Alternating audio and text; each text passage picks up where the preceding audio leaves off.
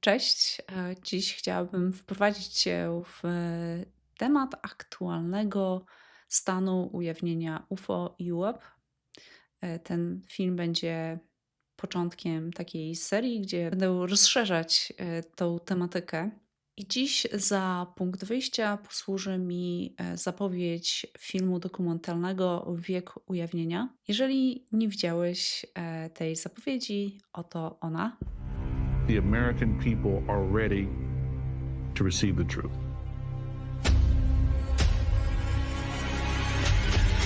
Humanity is not the only intelligence in the universe. Humanity is not the only intelligent species. We are absolutely not alone. Non-human intelligence exists. UAPs are real, they're here, and they're not human.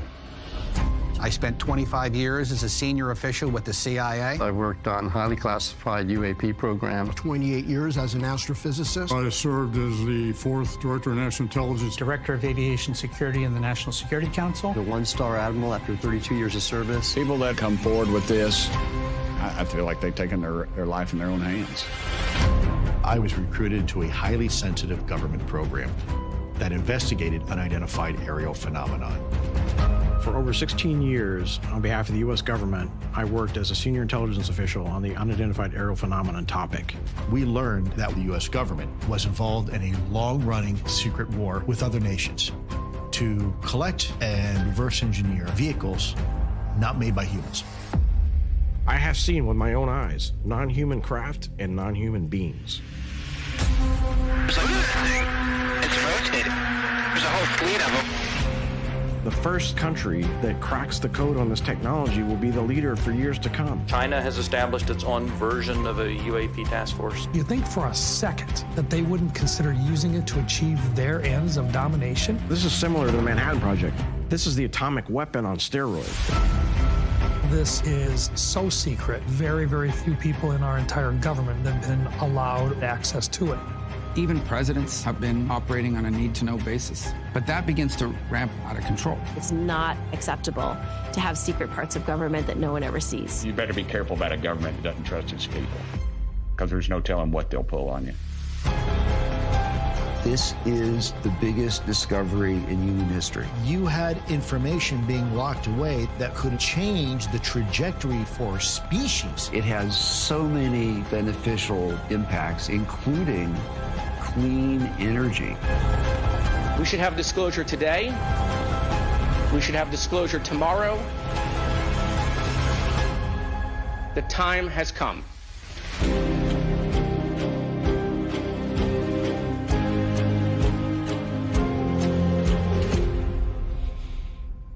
What else you want to know? Przyznam, że zapowiedź tego filmu zrobiła na mnie bardzo duże wrażenie. Widać, że jest to film, który zdecydowanie jakościowo wyróżnia się na tle innych filmów dokumentalnych z tej tematyki. Nieoficjalna premiera odbyła się na festiwalu filmowym w marcu tego roku, czyli 2025.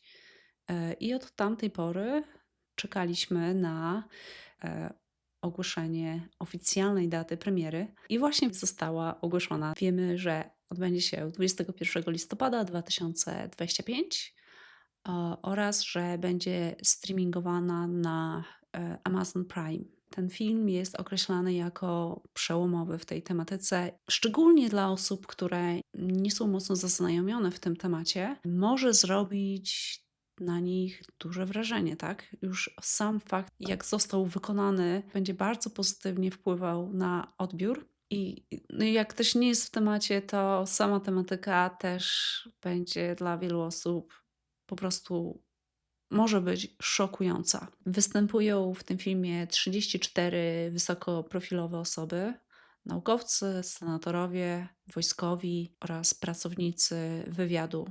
Ten film potwierdza, że zjawisko UFO jest realne. Mowa jest konkretnie o cywilizacjach pozaziemskich, a nie tylko niezidentyfikowanych zjawiskach anomalnych, tak jak w niektórych kręgach, na przykład naukowych, używa się tego terminu. Więc tak, mówimy tutaj konkretnie cywilizacje pozaziemskie i ich technologie. Ja osobiście ten film i ludzi, którzy w nim się wypowiadają, traktuję jako nieoficjalne ujawnienie tego tematu. Ten film pokazuje taką intensyfikację działań na rzecz ujawnienia.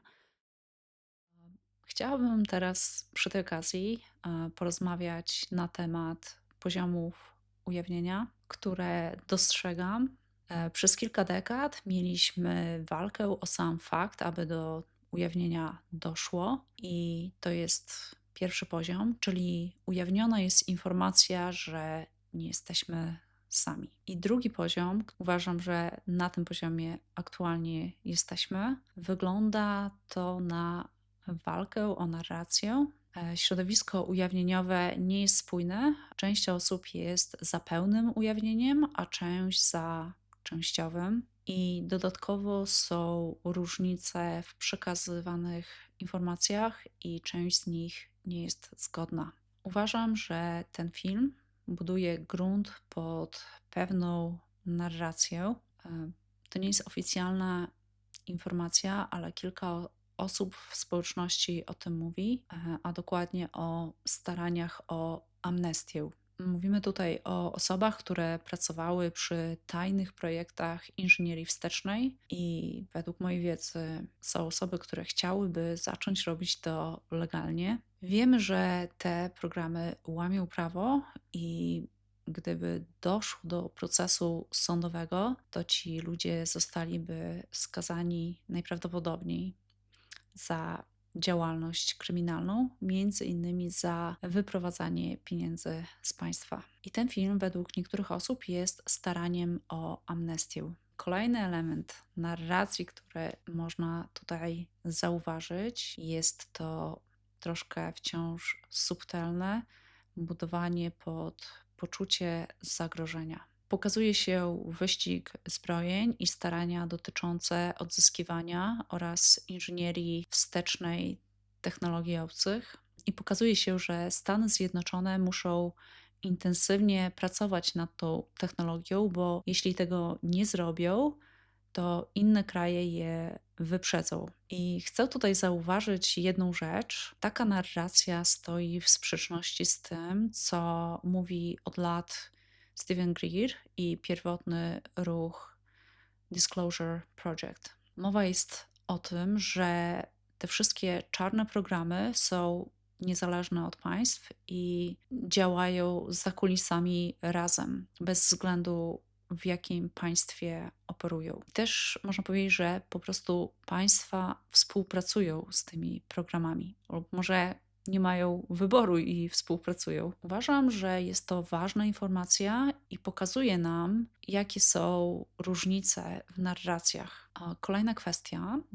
Część ludzi, którzy w tym filmie występują, wypowiada się w podcastach czy w wywiadach i mówią rzeczy typu: nie wiemy, czym to zjawisko tak naprawdę jest i jakie są faktyczne intencje istot pozaziemskich. I chciałabym powiedzieć, że to również stoi w sprzeczności z tym, co mówi Steven Greer i projekt Disclosure. Ja osobiście uważam, że to twierdzenie jest albo fałszywe, albo jest półprawdą. Oczywiście, że część tych osób może faktycznie nie wiedzieć, jakie zamiary mają nasi pozaziemscy sąsiedzi galaktyczni, ale w przypadku osób, które od 30 lat pracują nad tym, a sam temat sięga lat 30. czy 40. ubiegłego wieku, czyli mamy tutaj około 80 lat materiału informacyjnego.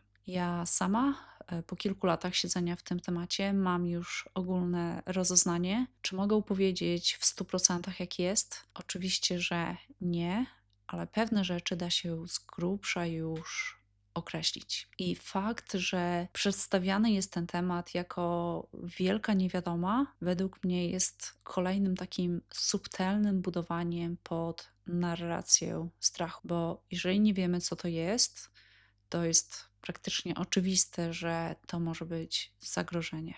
Ten temat jeszcze będę poruszać szerzej w przyszłości. Chciałam w sumie tutaj jeszcze przy okazji powiedzieć o możliwych ścieżkach rozwoju sytuacji. Widzę 3 takie ścieżki w kontekście tematu ujawnienia. I pierwsza ścieżka to ta, w której do oficjalnego ujawnienia nie dochodzi. Według mnie mamy tutaj znikome szanse na pozytywną transformację i najprawdopodobniej oznaczałoby to wejście w głęboką dystopię. I kolejne 2 scenariusze to kiedy do ujawnienia oficjalnego dochodzi. Wariant pierwszy to jesteśmy na pozytywnej trajektorii, zakładając, że cały proces będzie transparentny i prawda, jakoby nie była, wyjdzie na jaw i nie będą tylko bronione interesy małych grup. I generalnie przy ujawnieniu szanse na pozytywny scenariusz są bardzo duże. Można powiedzieć, że ujawnienie samego faktu, że nie jesteśmy sami, to już jest takie otwarcie puszki Pandory, z której wypłynie wiele nowych informacji, prawdopodobnie rzeczy, o których do tej pory jeszcze w ogóle nie słyszeliśmy. I myślę, że bardzo dużo rzeczy nas zaskoczy. Trzeci scenariusz to taki, w którym mimo ujawnienia obecna władza utrzymuje kontrolę. I mam wrażenie, że aktualnie w tym kierunku zmierza wiele działań. Wygląda to na grę na czas, czyli odciąganie w czasie oficjalnego ujawnienia. Przejaw tego możemy zobaczyć w przypadku przesłuchań. W przeciągu 2 lat mieliśmy 3 przesłuchania. Wiemy, że skłonnych do zeznawania osób jest dużo więcej i jest prowadzona selekcja tych świadków. No tak naprawdę stosunkowo nieduża liczba zeznaje. I dla mnie to jest po prostu taki oczywisty dowód, że komuś zależy na tym, żeby ten temat nie przebiegał zbyt szybko. I w tym trzecim scenariuszu właśnie te granie na czas może być też powiązane z technologią, którą mamy, chęcią wykorzystaniem jej, czy zbudowaniem systemów związanymi z technologią, którą posiadamy, do dalszej kontroli i szczególnie do kontroli przepływu informacji i budowania pewnych narracji i na przykład przedstawianie cywilizacji obcych jako zagrożenie. I to jest właśnie ten scenariusz, o którym od dawna ostrzega Steven Greer. To wszystko, o czym mówię, to jest oczywiście moja osobista obserwacja. Nie twierdzę, że któryś z tych szczególnie negatywnych scenariuszy może się wydarzyć. Uważam, że dużo będzie zależało od nas samych, od tego, jak podejdziemy do tematu i jak bardzo się zaangażujemy. Uważam, że działania oddolne są kluczowe, mają ogromne znaczenie i mogą wpłynąć nie tylko na to, czy ujawnienie oficjalnie nastąpi, ale też jak ono będzie wyglądało. Jeszcze chciałabym skupić się na chwilę na kwestii ujawnienia całkowitego kontra częściowego. Tu warto doprecyzować, że całkowite ujawnienie nie oznacza, że społeczeństwo od razu dostanie do ręki technologiczne plany czy urządzenia. Chodzi tutaj o ujawnienie faktów, jakie technologie są już w naszym posiadaniu, co wiemy o innych cywilizacjach i jakie interakcje z nami naprawdę miały miejsce. I według mojej wiedzy wynika, że wiele osób zaangażowanych w film popiera ideę ujawnienia częściowego. Jest to tłumaczone tym, że całkowite ujawnienie mogłoby być zbyt szokujące i potencjalnie wywołać chaos. I dlatego warto rozciągnąć go w czasie. I pytanie brzmi, na jak długo? Czy tu mowa jest o miesiącach, czy może dekadach? I żadna z tych osób do tej pory tego nie sprecyzowała. Uważam, że dynamika ujawnienia informacji może przesądzić o tym, na jakiej trajektorii się znajdziemy. No i niektórzy mówią właśnie, że takie ujawnienie mogłoby być katastrofalne. Ja osobiście coraz bardziej utwierdzam się w przekonaniu, że byłoby katastrofalne, ale dla właśnie tych elit, czyli dla kompleksu militarno-przemysłowego, korporacji energetycznych czy instytucjonalnych religii. I to właśnie te struktury, moim zdaniem, aktywnie, aktualnie blokują oficjalne ujawnienie, by zachować aktualny stan rzeczy. I generalnie, gdy słyszę o ujawnieniu częściowym, odbieram to trochę jak komunikat: będziemy kłamać dalej, ale dla Twojego dobra.